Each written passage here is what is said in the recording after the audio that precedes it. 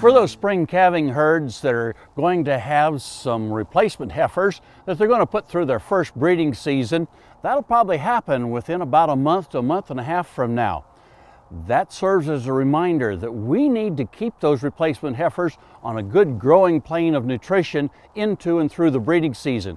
You see, there was some research done here at Oklahoma State University back in about 2000 where they looked at the impact of what happens to yearling replacement heifers if the nutrition is dropped dramatically right at the time of the start of the breeding season.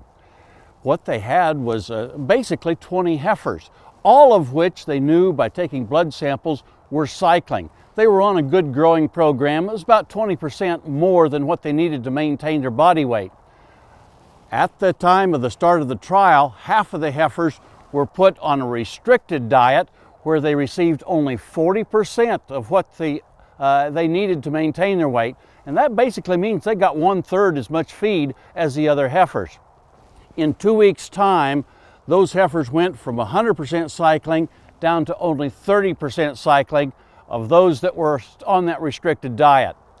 We need to make sure that our heifers stay and maintain a good growing diet into and through the breeding season. One of the places where that could be a problem is if we've been growing heifers on some wheat pasture and then we decide to move them up towards a headquarters area to do our AI or even our natural breeding program and put them out on dormant range where we have a significant change in diet. That can be a real problem. So think about this. Or if we're going to move those heifers, let's make sure that they're getting enough energy and enough protein to continue to grow into and through the breeding season.